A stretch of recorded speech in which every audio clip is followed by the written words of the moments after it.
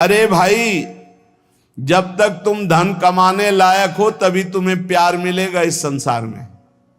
बहुत सुंदर उपदेश है। जब तक तुम धन कमाने लायक हो तभी तुम्हें कहेंगे मेरा पति, मेरा पिता, मेरा भाई, मेरा अमुक अमुक। और जिस दिन तुम धन कमाने लायक नहीं रहोगे उस दिन कोई बात नहीं पूछेगा, पक्की बात है।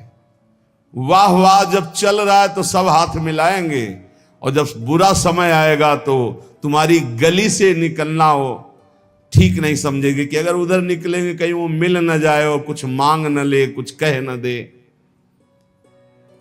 जब तक तुम धन कमाने लायक हो, तुम्हारे पास धन है, तभी तक तेरे को प्यार मिल रहा है संसार से, परिवार से। और जब तू रोगग्रस्त हो जाएगा, जराग्रस्त हो जाएगा, तो कोई भी तेरे से बात नहीं पूछेगा, बात नहीं करेगा। अरे मूढ़, इसलिए तू निरंतर गोविंद का भजन कर ले, गोविंद का भजन कर ले, गोविंद का भजन कर ले। ये आशा परिवार की भोगों की इतनी सुदृढ़ है, फांसी ये कि नहीं कटती है। बूढ़ा हो गया है, त्वचा सब ढीली हो गई, हड्डी हड्डी दिखाई देती है, सिर के बाल सब पक गए, दांत एको नहीं रह गए, लाठी लेके चल रहे, फिर भी वही परिवार की ममता। दरवाजे पे बैठा वही परिवार के विषय में सोचता रहता है। ये नहीं सोच रहा कि मृत्यु नजदीक आ रही, भगवान का भजन कर ले, अपने जीवन को सार्थक कर ले। अरे मूढ़, तू निरंतर गोविंद का भजन कर ले, गोविंद का भजन कर ले, कोई तेरे काम आने वाला नहीं। जब अवस्था ढल जाती है तो काम वेदना अंदर रहती, लेकिन काम क्रीड़ा नहीं हो पाती, जलता रहता है वो वृद्ध। जब जल सूखने लगता है तो जलाशय जिसमें उसमें जो अंदर होते कछुआ, मछली, मेढक, जो भी जीव सब व्याकुल होने लगते हैं। क्या जलाशय, जब जल सूख गया, अवस्था निकल गई तो क्या विकार, काम विकार उसे जलाता रहता है। वो चिंता से जलाशय में डलते रहते हैं कि अब पानी सूखा, मरेंगे। ऐसे ही जब धन नष्ट हो जाता है तो कोई परिवार का मित्र, रिश्ता, नाता कोई निर्वाह नहीं करता। सच्ची हमने देखा है, ये दृश्य देखे।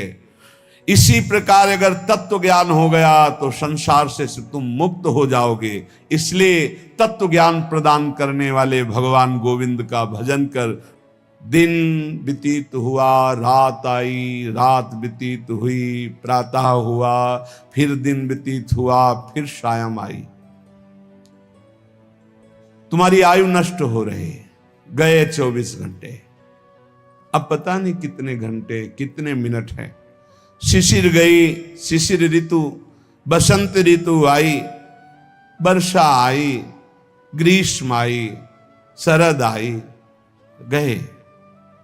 हर ऋतु 2-2 महीने अपना प्रभाव दिखाकर हमारी 2 महीने की आयु गई, ऋतु गई, दिन गया, रात गया, आयु बीतती चली जा रही है, आशा बढ़ती चली जा रही है। ऐसा मकान बना लेंगे, ऐसा कर लेंगे, ऐसा कर लेंगे।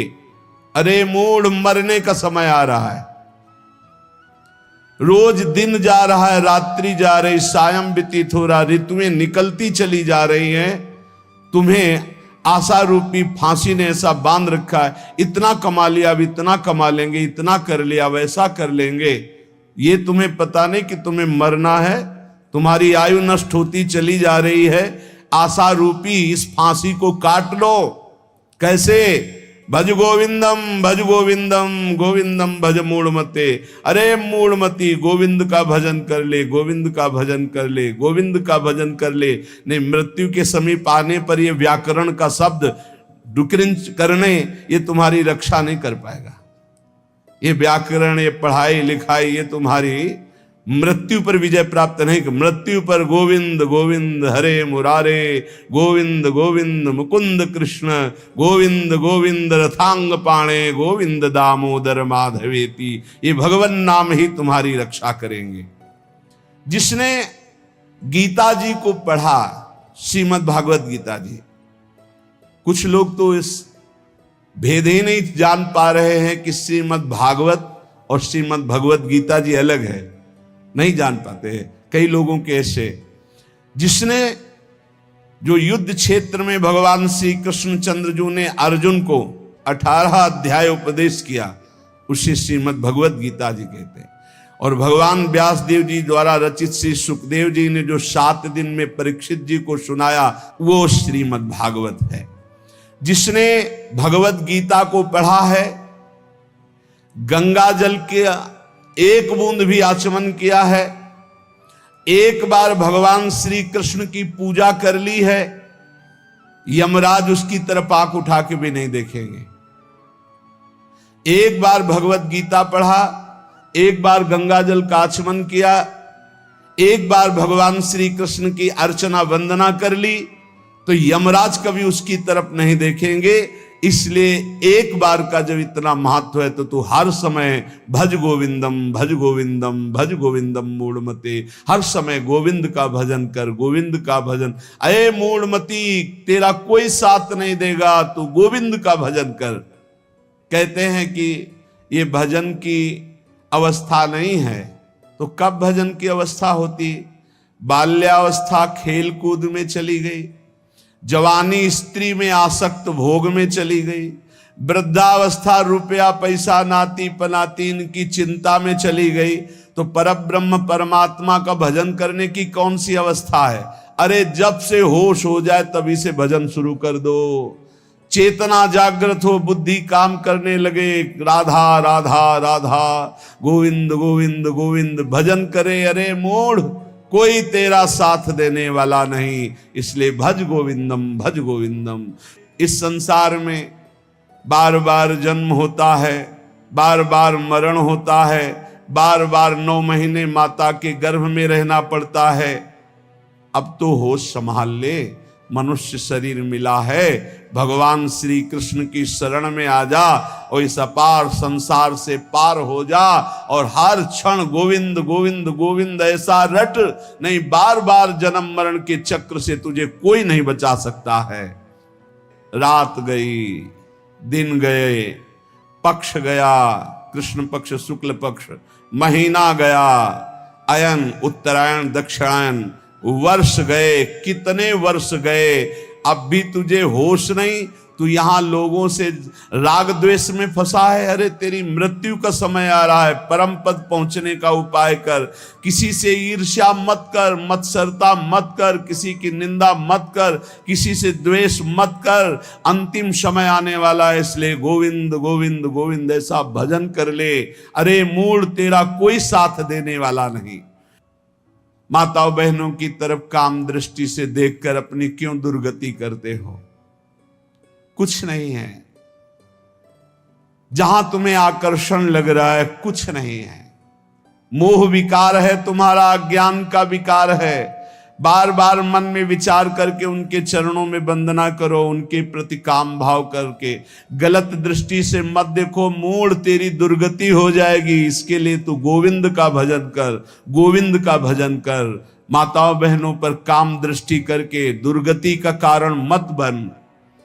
कष्टम, जरा विचार कर, तू कौन है? कभी बैठकर सोचा कि शरीर में रहते 15 वर्ष हो गए, 30 वर्ष हो गए, 50 वर्ष हो गए, तू शरीर नहीं तो है कौन? कभी सोचा? कस्तम, कौन है तू? और कोहम कुतः आयाता, मैं कौन हूं, कहां से आया हूं? कामे जननी कोमे ताता, असली में मेरा पिता कौन है, माता कौन है? ये तो बनावटी है, कुछ समय के लिए छूट जाएगा शरीर। ये शरीर संबंधी माता पिता है, लेकिन मैं कौन हूं? मैं कहां से आया हूं? मुझे कहां जाना है?